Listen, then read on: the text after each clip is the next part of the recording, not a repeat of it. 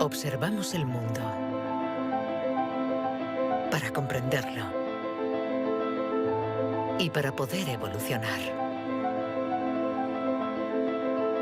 La inteligencia nos ha permitido forjar herramientas para comprender lo pequeño y lo infinitamente grande. Desde hace más de un siglo, psicólogos, biólogos, genetistas y neurocientíficos la diseccionan, la analizan y la miden. Hemos inventado los ordenadores y caminado sobre la Luna.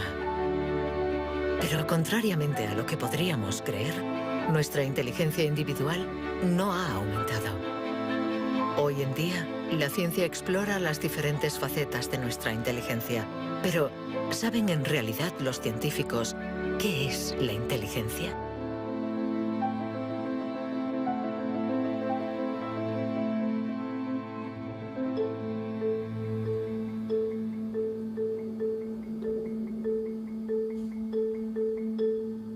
Inteligencia es relacionar. Unir elementos diferentes para hallar soluciones. Para entenderla, hay que conseguir dividirla y aislar todos sus componentes. Los investigadores estudian sus diferentes facetas.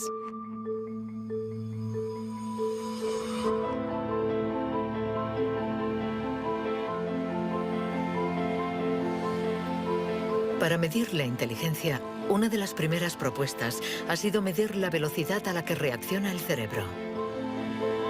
Este es el método que el profesor T. Yanuis ha utilizado.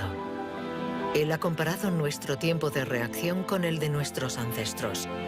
Y los resultados de su estudio no nos favorecen.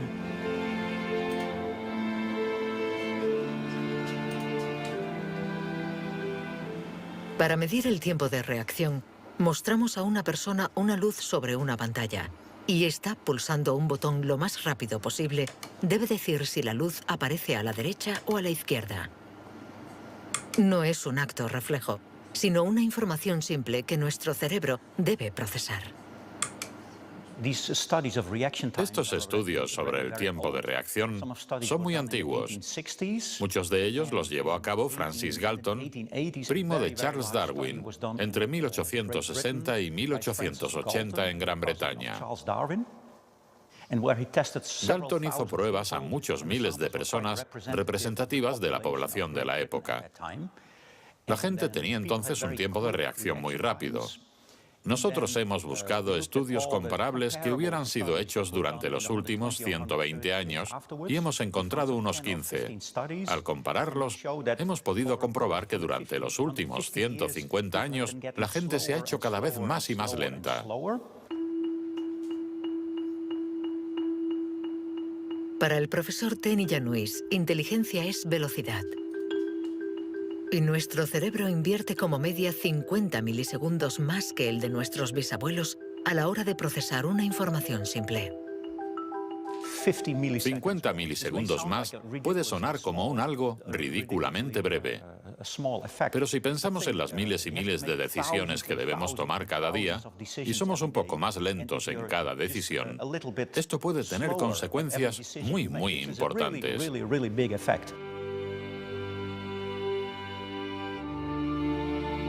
El profesor T. Yanuis está convencido de que somos menos inteligentes que en el siglo XIX.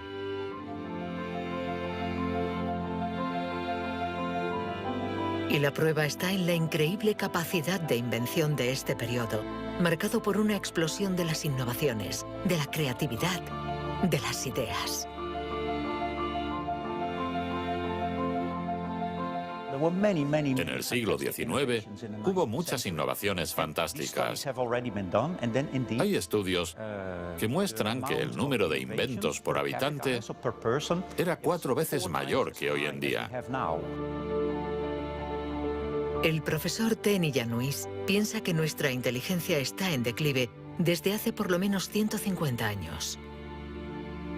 Pero en el siglo XIX, Sir Francis Galton ya pensaba que los ingleses eran bastante menos inteligentes que los griegos de la antigüedad, donde no faltaban las mentes brillantes.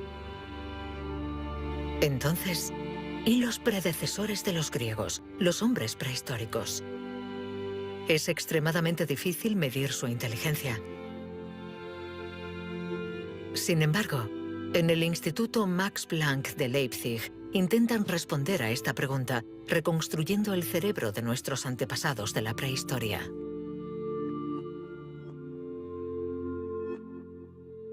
La paleoneurología es una ciencia muy frustrante, porque su objeto de estudio es casi inexistente. No hay cerebros fósiles. Lo que sí tenemos es la caja que contenía este cerebro.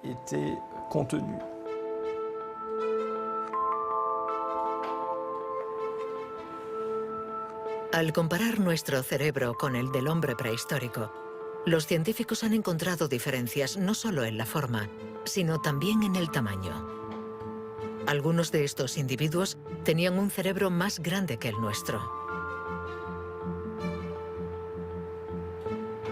Sabiendo que todo lo que somos, todo lo que pensamos, nuestros recuerdos, la personalidad, las emociones, el lenguaje, todo depende de este órgano, entonces, ¿es que la inteligencia está relacionada con el tamaño?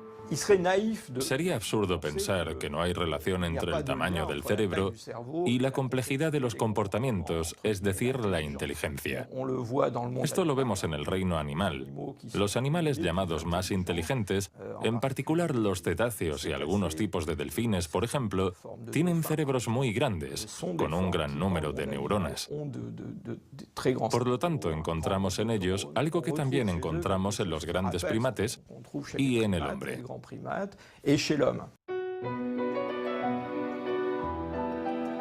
La evolución hizo crecer el tamaño de nuestro cerebro durante 2 millones de años, hasta alcanzar su máximo hace unos 15.000 años. El hombre de Cro-Magnon, que pintó en la cueva de Lascaux hace unos 17.000 años, era un Homo sapiens como nosotros. Pero de todos los Homo sapiens, este era el que tenía el cerebro más grande. El tamaño de nuestro cerebro ha disminuido en comparación con el de este antepasado. Y según algunos investigadores, somos menos inteligentes que él. Pero esta teoría no es compartida por todos. Yo no creo que haya una inteligencia que se pueda medir con una regla y decir que nuestro reciente antepasado era igual o más o menos inteligente. El hombre de Cro-Magnon tenía la inteligencia que necesitaba para sobrevivir en su mundo, pero no para trabajar en un banco.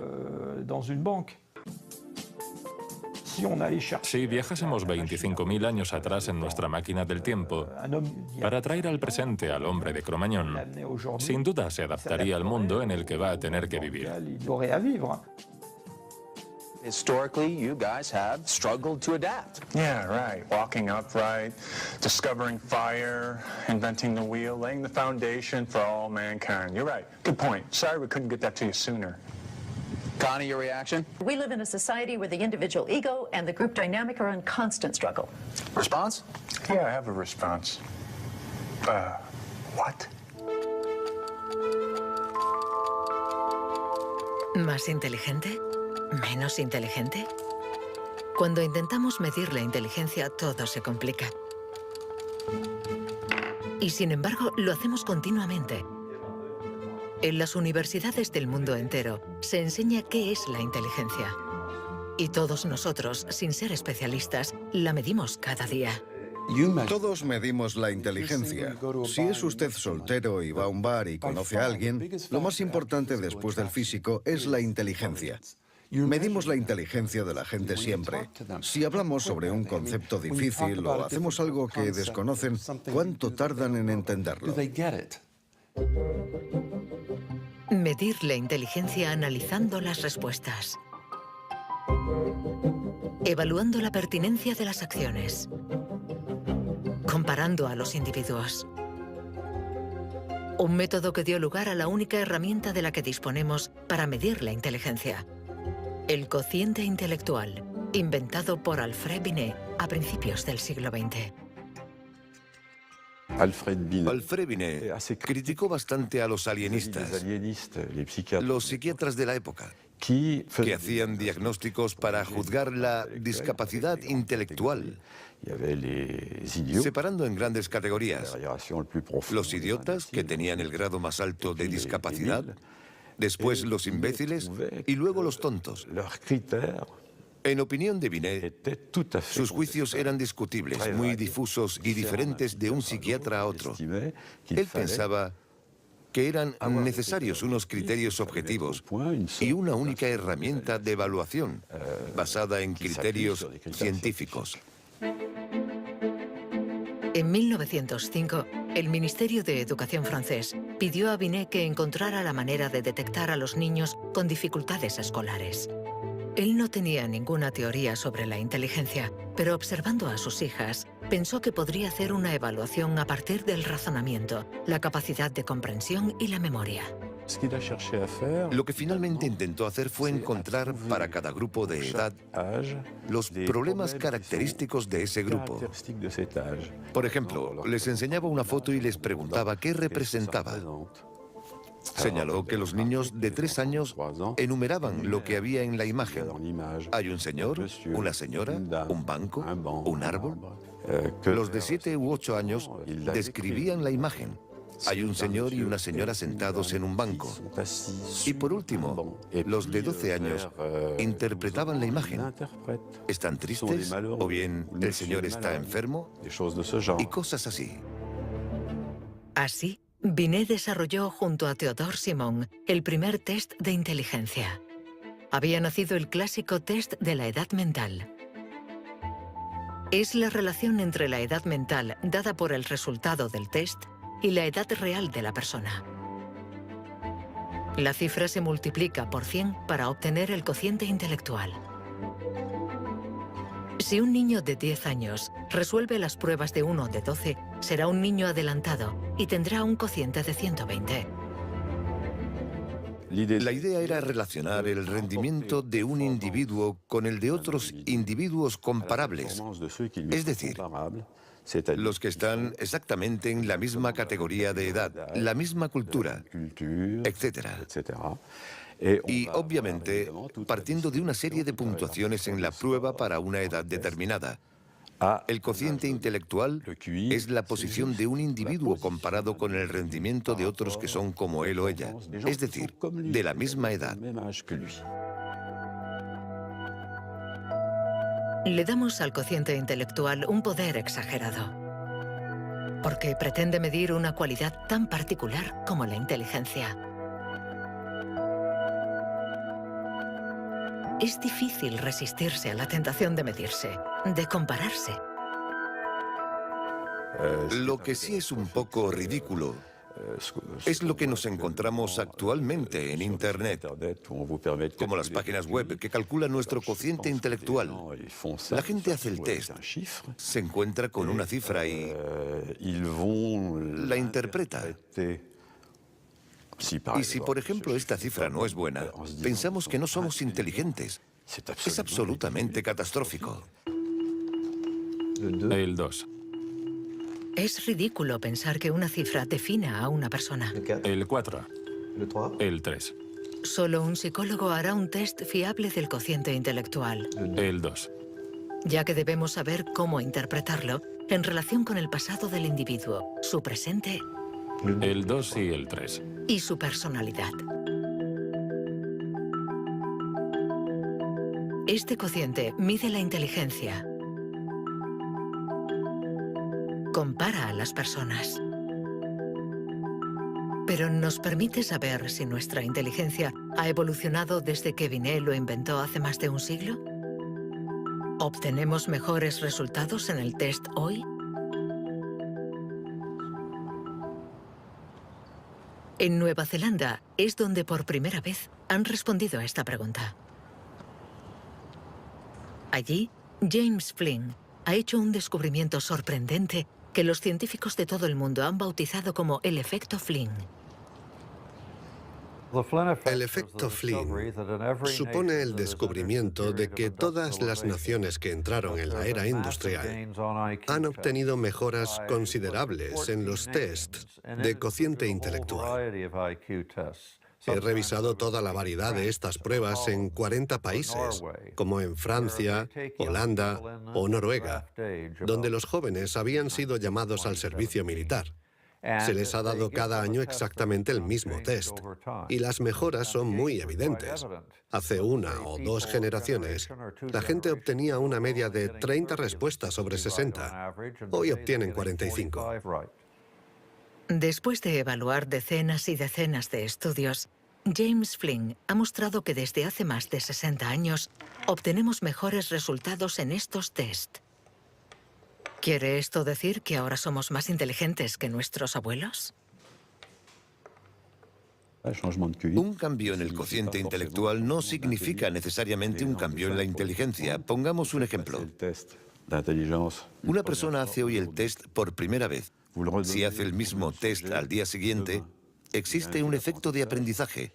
Su puntuación va a ser más alta, pero no quiere decir que se haya hecho más inteligente. Solo significa que se ha familiarizado con el test.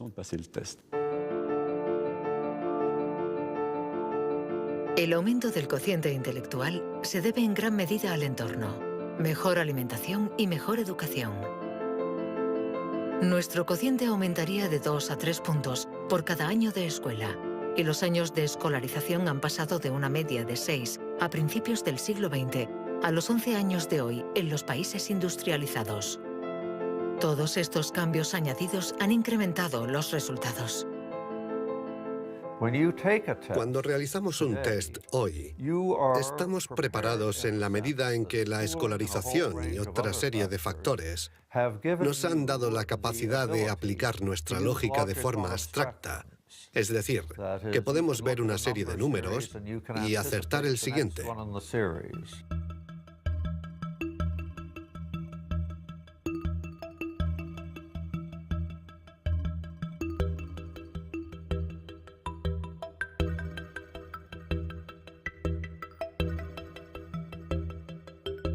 En cuanto a la inteligencia, no hay que fiarse de las apariencias.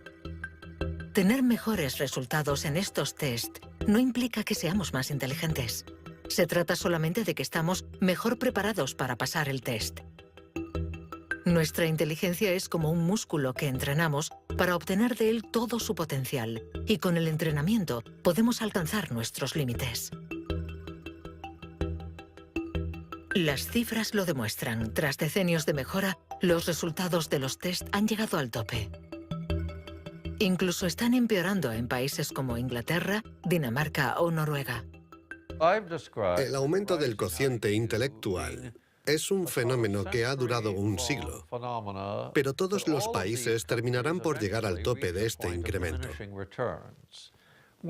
Sospecho que la educación formal ha abusado de la capacidad de manipular los conceptos abstractos y, a menos que se produzca una revolución de la pedagogía, los beneficios que ha producido la escuela van a tocar techo, ya que hoy en día casi todo el mundo está escolarizado.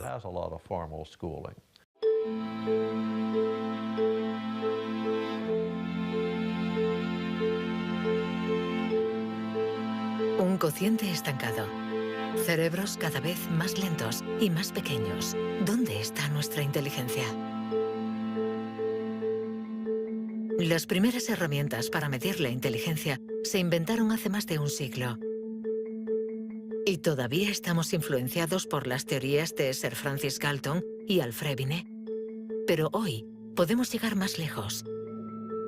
En lugar de medir lo que la inteligencia produce, pongamos nuestra atención en el órgano que produce la inteligencia.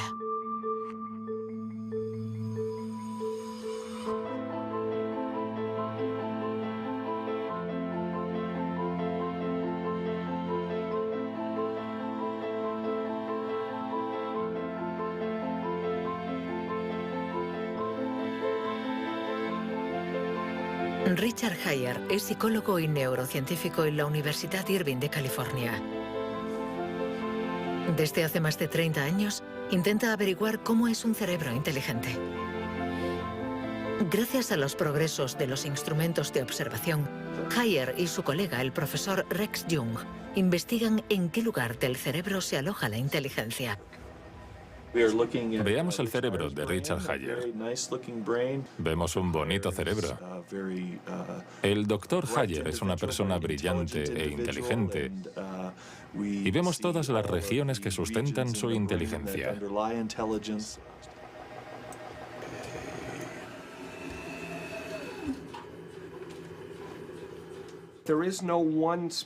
No existe ninguna zona en el cerebro a la que podamos llamar centro de inteligencia. Se pensaba que había un centro de inteligencia en la parte frontal, pero las investigaciones han demostrado que cuando resolvemos problemas de inteligencia en el interior de un escáner, la comunicación bidireccional entre la parte frontal y la parte posterior es muy importante mientras efectuamos la operación. El profesor Hayer es uno de los pioneros en la utilización de modernas técnicas de neuroimagen. Su primer estudio data de 1988. Hasta entonces, nadie había utilizado estas herramientas para investigar la inteligencia. Hemos encontrado áreas del cerebro que se activan cuando hacemos un test de inteligencia. Pero lo más sorprendente ha sido que cuanto más activas estaban estas áreas, menos buenos eran los resultados de dichas pruebas. Esto es lo contrario de lo que esperábamos. En el mundo de la ciencia, encontrar un resultado opuesto a lo esperado es realmente interesante.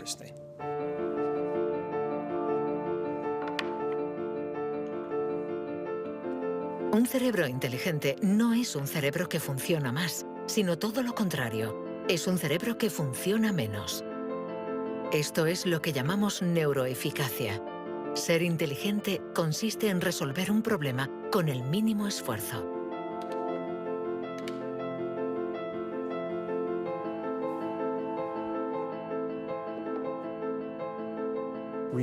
Si recordamos la primera vez que condujimos un coche, el primer día en un gran aparcamiento vacío, con alguien sentado a nuestro lado, girando el volante y pensando, ahora tengo que frenar.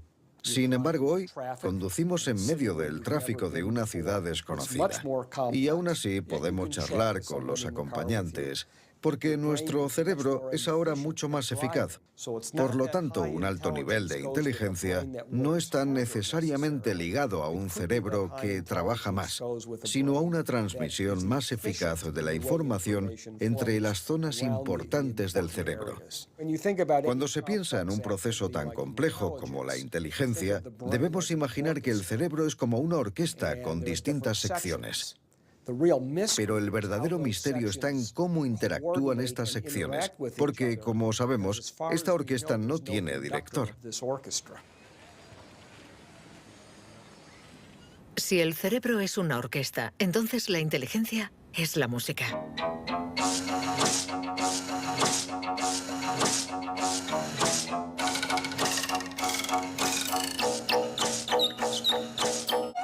Cuando empezamos a interpretar la partitura, nunca sabemos cómo van a tocar juntos los músicos.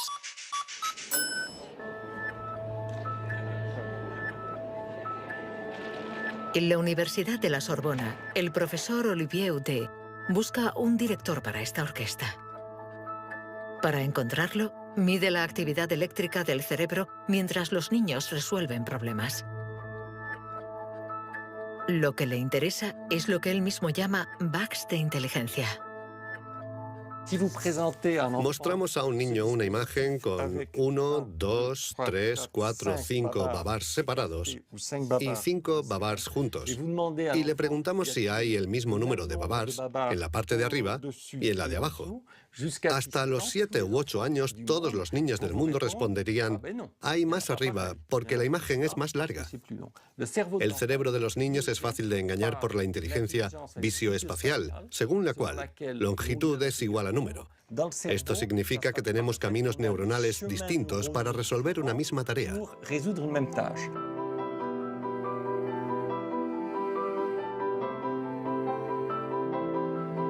Contar o medir. Hay muchas soluciones para un mismo problema, y nuestro cerebro está continuamente luchando para inhibir las estrategias negativas. Lo que queremos mostrar, y esta es la originalidad de nuestro laboratorio, es que la inhibición es sin duda el proceso clave y positivo de la inteligencia, porque nos permite resistirnos a nosotros mismos. Resistirnos a nosotros mismos es aprender a controlar las interferencias que perturban a nuestra inteligencia. El test de Stroop es uno de los métodos de observación de estas interferencias. Consiste en decir el color de una palabra sin leerla. Azul, amarillo, rojo, amarillo, verde. ¿Rojo, verde? ¿Verde? ¿Rojo? Verde, amarillo. Amarillo, rojo. amarillo, amarillo, rojo. Amarillo, rojo. Amarillo, amarillo. Rojo, verde. Rojo, amarillo, azul, verde.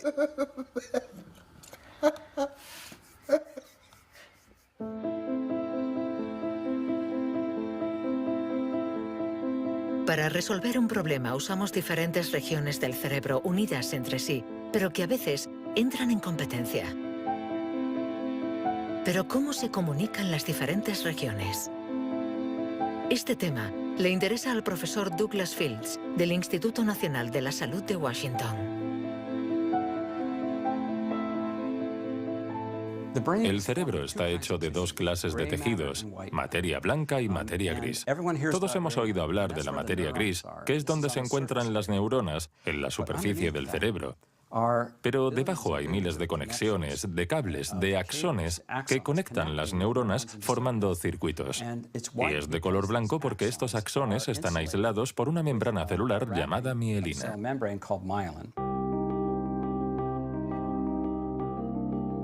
La mielina envuelve los axones y permite que la información circule de forma rápida y eficaz en el cerebro.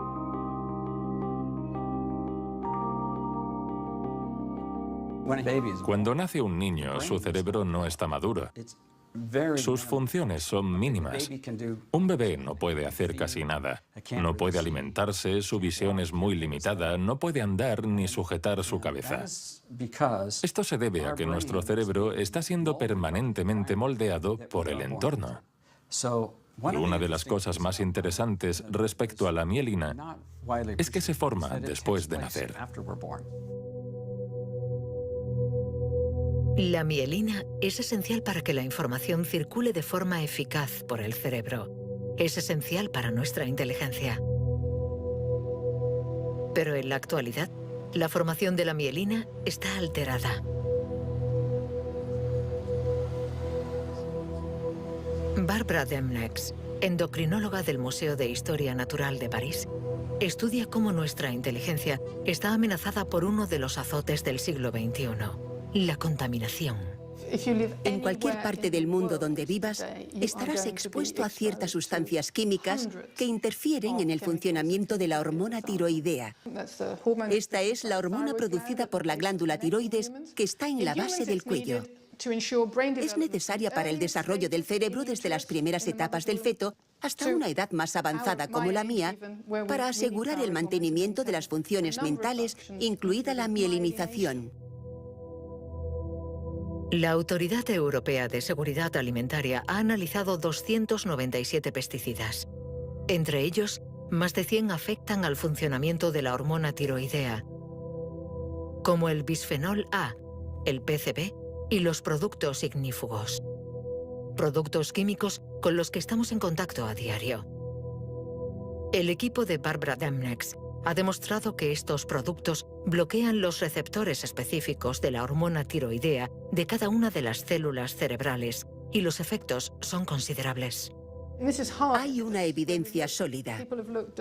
Los científicos hemos observado los niveles de exposición en las madres. Se han comparado diferentes niveles de exposición y hemos visto que los niveles más elevados estaban asociados a una pérdida de 5 a 6 puntos de cociente intelectual en sus hijos. Cierto es que la mayoría de nosotros no percibimos la diferencia, pero es evidente que 5 puntos menos de cociente intelectual pueden suponer una gran diferencia en cuanto al éxito escolar o al éxito en la vida.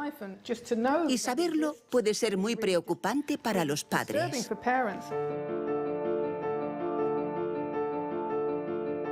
Nuestra inteligencia nos ha permitido crear un mundo complejo, pero a costa de degradar el medio ambiente.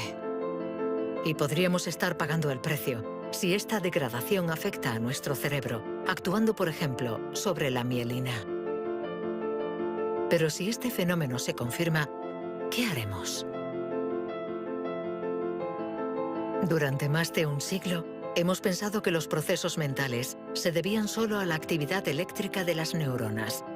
Pero hoy, los neurólogos han comenzado a explorar nuevos campos. Tan solo el 15% de las células del cerebro son neuronas. El resto, el 85%, no se comunican mediante impulsos eléctricos. Las llamamos glía. Nuevos métodos nos han permitido ver, para nuestra sorpresa, que las células gliales se comunican entre ellas y con las neuronas sin electricidad. Esto es un punto de partida fascinante, porque supone un cambio fundamental de conceptos respecto al funcionamiento del cerebro a nivel celular. Células gliales. Células mucho más numerosas que las neuronas y que forman su entorno. Algunas fabrican la mielina. Otras alimentan a las neuronas y las protegen. Estas se denominan astrocitos. Y un descubrimiento inesperado indica que los astrocitos juegan un papel en la inteligencia. Todo comenzó con un genio. En abril de 1955, en el Hospital Princeton de New Jersey, el patólogo Thomas Harvey dirigió la autopsia de Albert Einstein. El 18 de abril, a las 8 de la mañana, decidió robar el cerebro del hombre considerado como la encarnación del genio. Pretendía examinar este preciado órgano para encontrar el secreto de la inteligencia. Después de esconderlo en su casa durante 27 años, autorizó a otros científicos a examinarlo. Estos descubrieron en el cerebro de Einstein lo que podría ser el secreto de su inteligencia. El cerebro de Albert Einstein fue examinado para ver qué era lo que lo hacía más inteligente, y no pudieron encontrar ninguna diferencia en el número de neuronas ni en el tamaño. No había nada, excepto que su cerebro tenía más astrocitos. Esto llamó la atención de mucha gente sobre el papel de los astrocitos en la inteligencia. Los astrocitos. Células gliales identificadas hace más de un siglo. Aunque en los últimos años, los científicos han comprendido que su función no era mucho más compleja de lo que imaginaban. Los astrocitos sirven para muchas cosas. Controlan la sinapsis, controlan el flujo sanguíneo en el cerebro, alimentan a las neuronas, reaccionan a las heridas. Todas estas cosas estaban consideradas como tareas menores que los astrocitos hacían en el cerebro, y no habían sido tomadas muy en serio hasta que se dieron cuenta de lo determinantes que son los astrocitos para las neuronas. Un astrocito humano controla cientos de neuronas, muchas más que, por ejemplo, un astrocito de ratón. Basándose en esta observación, un equipo de la Universidad de Rochester ha realizado un experimento fascinante. Para entender mejor la inteligencia humana, han decidido cruzar la barrera de la especie y han trasplantado astrocitos humanos en el cerebro de un ratón.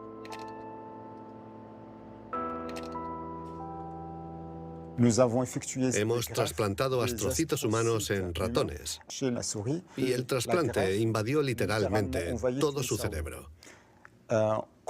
Cuando lo revisamos un mes después, pudimos ver que allí donde habíamos realizado el injerto, este ocupaba un lugar discreto. Un año más tarde, todo el cerebro se había injertado a sí mismo. Todas sus células habían sido literalmente reemplazadas por células humanas. Y nos dimos cuenta de que estos ratones tenían más memoria y más capacidad de aprendizaje que los no injertados. Para comprobar las capacidades de los ratones con el cerebro modificado, los metieron en un laberinto. Resultado: los injertados encontraron la salida 2 veces más rápido que los no injertados. Este experimento no deja lugar a dudas. Los astrocitos favorecen la memoria y el aprendizaje. Juegan un papel clave en nuestra inteligencia.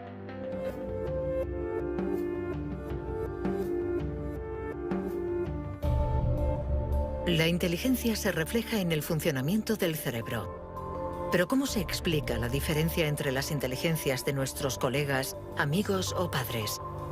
¿Es que tienen más materia blanca, menos astrocitos o sus neuronas son más rápidas? El origen de nuestras capacidades se encuentra en parte en nuestros genes. Robert Plomin estudia la genética del comportamiento. En sus investigaciones ha visto crecer a miles de niños y gracias a ello espera poder encontrar los genes que influyen en la inteligencia. A menudo la gente desea saber en qué medida la inteligencia viene determinada por los genes. En primer lugar, hay que insistir en que la palabra determinar no es adecuada. Debemos decir influenciar, ya que, como sucede con el tamaño, está estrechamente relacionado con los genes, pero no determinado por ellos.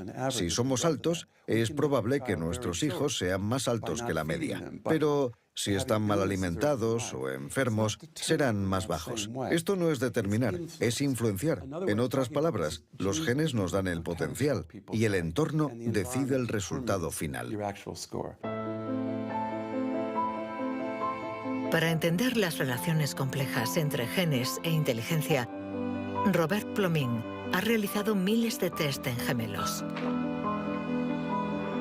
Los gemelos idénticos tienen la particularidad de ser clones, tienen exactamente los mismos genes. Son completamente idénticos. Mismo pelo, mismos ojos, pero ¿tienen los mismos resultados en los test de inteligencia? La respuesta es sí. Sus resultados se parecen mucho más que los de otros hermanos. Esta es la prueba de que, sin ser completamente determinantes, los genes sí juegan un papel crucial. La mayoría de los países del mundo, más de 100, dispone actualmente de registros de gemelos porque reconocen la importancia del método gemelar a la hora de calcular la influencia de los genes. La siguiente etapa de nuestras investigaciones consiste en encontrar los genes responsables de la inteligencia. Para esto, Robert Plomin ha utilizado chips de ADN capaces de detectar más de 1 millón de marcadores genéticos. Comparando el ADN de los que tenían buenos resultados en los test, Plomin quería saber si ciertos genes se dan con más frecuencia. Pero la identificación precisa de estos genes es mucho más complicada de lo que esperaba.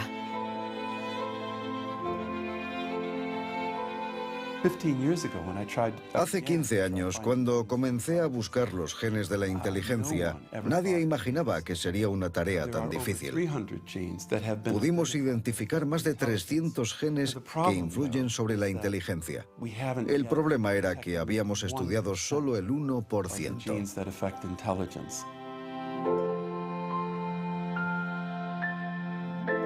La inteligencia está influenciada por la interacción de muchos miles de genes que conforman una red increíblemente compleja. Además, producen efectos distintos en función de la región del cerebro donde actúen. Antes pensábamos que el cerebro funcionaba por áreas.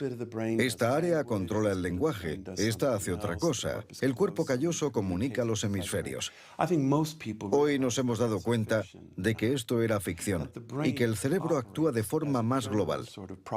Desde un punto de vista genético, se ve más claro todavía, ya que la mayoría de los genes que actúan sobre el cerebro actúan sobre muchas regiones del cerebro. Paso a paso vamos entendiendo nuestra inteligencia. Los científicos afinan las herramientas para medirla, pero la cuestión es cómo las vamos a utilizar.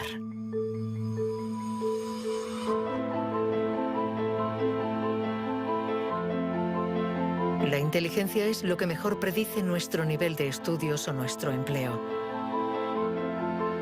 Por lo tanto, hablar de la inteligencia es delicado, ya que tendemos a valorar, clasificar y jerarquizar, con el riesgo a equivocarnos que conlleva. El error de razonamiento está en considerar que la inteligencia puede ser esencialmente hereditaria. Y esto nos ha llevado a divagaciones, en mi opinión, total y absolutamente ridículas. Por ejemplo, en 1924, creo, se votó en Estados Unidos una ley que restringía la inmigración mediante cupos, porque en los test daban resultados menos buenos. Y se suponía que los inmigrantes eran hereditariamente menos inteligentes.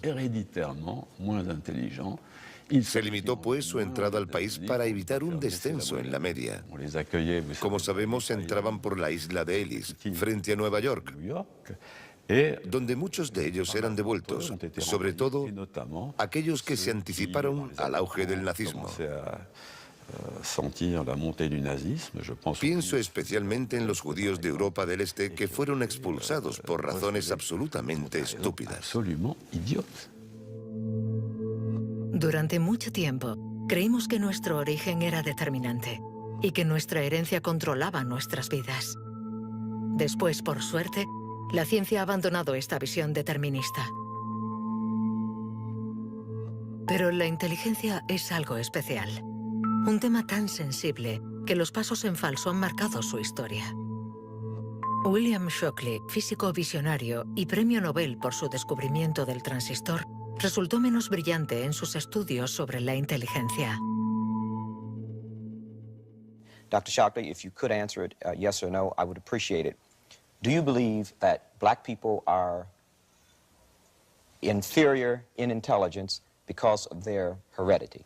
What I say is this. My research leads me, and it's a tragic conclusion, really, my research leads me inescapably to the opinion that the major cause of the American Negro's intellectual and social deficits is hereditary and racially genetic in origin, and thus not remediable to a major degree by practical improvements in environment. Then what do you see as the solution to the problem? I would propose that you would offer a bonus to everyone to be sterilized. The offer is based upon the best estimates, best scientific estimates that one can have of any genetically carried disabilities. 1974, prácticamente ayer. Una época nada lejana. Algunos utilizaban el cociente intelectual para justificar su racismo y excluir lo diferente. Joseph Skobanek sufre el síndrome de Asperger, una forma de autismo compatible con un cociente elevado. Graduado en ciencias políticas, doctor en filosofía y escritor, con 6 años no hablaba una palabra. Hoy habla 7 idiomas, entre ellos el hebreo, el árabe, el persa y el azerí.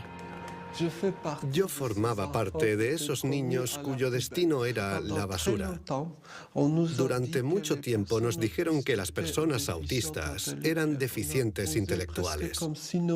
Autismo llegó a ser casi sinónimo de discapacidad intelectual. Sin embargo, hoy sabemos que esto no es así. Toda sociedad humana necesita una jerarquía, necesita gente que marque la diferencia. Y tendemos a resumirlo todo bajo un criterio único. En Estados Unidos, la calidad humana y las jerarquías se definen por el cociente intelectual. En Francia puede ser cualquier concurso administrativo. En la China imperial eran los famosos exámenes del mandarín. Pero todo esto reposa sobre una idea central, y sin embargo errónea, la de que hay una única escala para medir la inteligencia de la humanidad. Y todo aquel que predica estas teorías se sitúa a sí mismo en lo más alto. La inteligencia como escala única de la humanidad. ¿Pero se puede definir lo humano desde una sola dimensión? ¿Podemos ser definidos tan solo por la inteligencia cuando ella misma tiene tantas facetas distintas?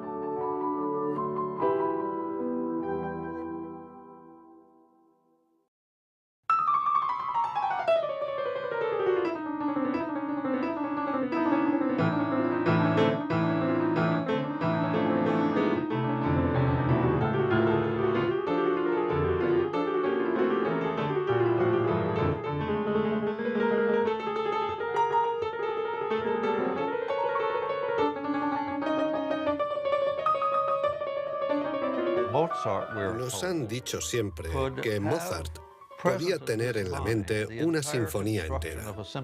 Cuando escuchamos una sinfonía, debemos seguirla a medida que se desarrolla en el tiempo. Sin embargo, él la veía en su totalidad. Viene a ser la clase de complejidad mental de un matemático cuando tiene en mente 7 u 8 fórmulas y conoce todas las conexiones posibles entre ellas. Pero siempre podemos argumentar. ¿La inteligencia musical es inteligencia? No importa. Lo que importa es que existe y que aquellos que la poseen no tienen necesariamente un cociente intelectual elevado.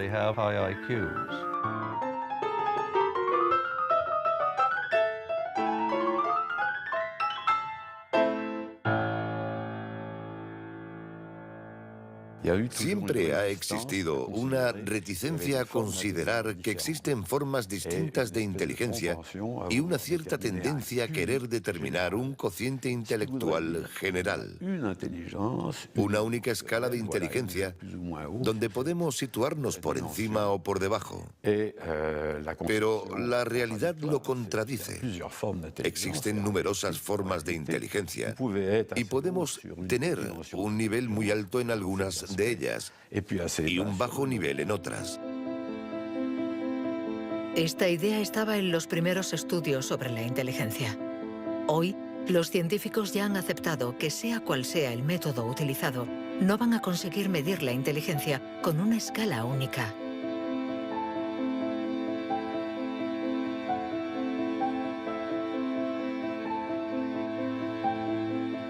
En la Universidad de Nuevo México, el profesor Rex Jung está convencido de que para resolver cualquier tipo de problema usamos distintos tipos de razonamiento. Y lo que llamamos inteligencia no es sino uno más de ellos. Creo que la creatividad es otro modelo de funcionamiento del cerebro y lo que intento averiguar es si es diferente a la inteligencia o similar. ¿Estamos hablando de lo mismo o de algo distinto? Y he llegado a la conclusión de que la creatividad es un proceso de razonamiento básicamente diferente.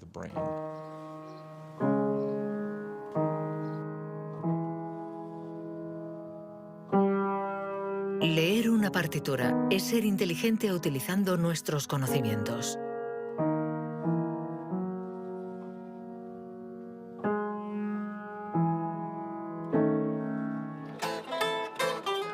Improvisar es ser inteligente inventando y siendo creativo.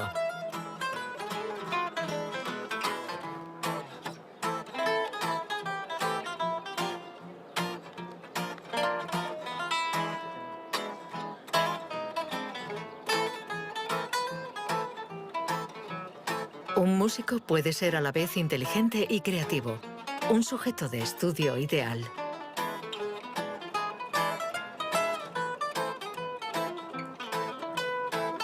El profesor Jung ha estudiado numerosos cerebros para saber cómo pueden coexistir inteligencia y creatividad. Trabajo sobre la hipótesis de que son complementarias y que hay dos redes diferentes en el cerebro que cooperan para permitirnos razonar. Una es un tipo de razonamiento inteligente y la otra un tipo de razonamiento creativo. Y las dos son extremadamente importantes. Estamos muy cerca de comprender cómo funcionan.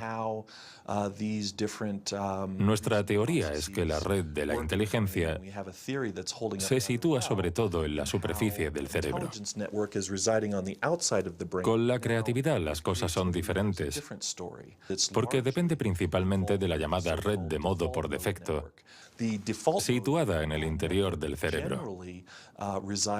Estas dos redes intercambian permanentemente información para que podamos resolver los problemas que nos plantea el mundo en que vivimos.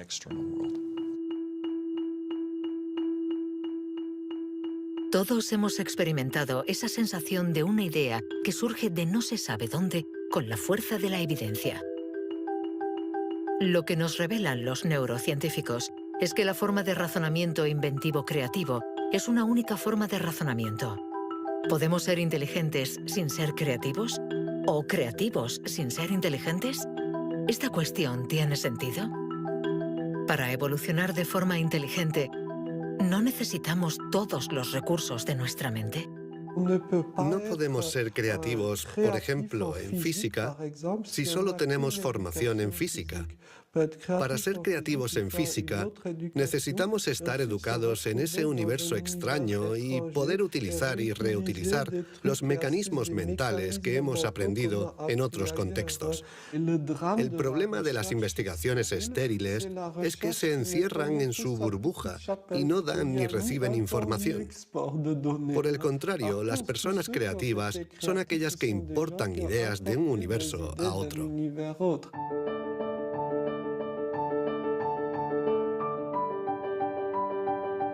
Los hilos se tejen. El cuadro se completa. Los científicos ensamblan poco a poco las diferentes piezas de nuestra inteligencia. Pero el mundo evoluciona y la inteligencia también. El cerebro está en permanente evolución y permite que la inteligencia se adapte a los problemas que debemos resolver, por múltiples y variados que estos sean. Cuando era niño, sabía que yo no funcionaba como los demás y era consciente de ello. Esto me hizo reflexionar y me llevó a imaginar un mundo plural. Un mundo donde no hubiera una única forma de clasificar y de medir, sino muchas. Lo que quiero decir es que la verdadera inteligencia humana no está en pensar de forma plural y saber tener en cuenta distintas formas de entender el mundo y no solo una.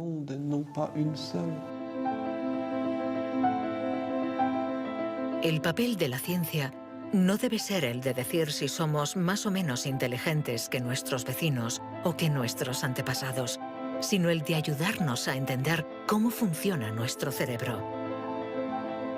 Así, sabremos cuidar nuestra inteligencia y también mejorarla para tejer hilos de unión entre nosotros y la diversidad que nos rodea.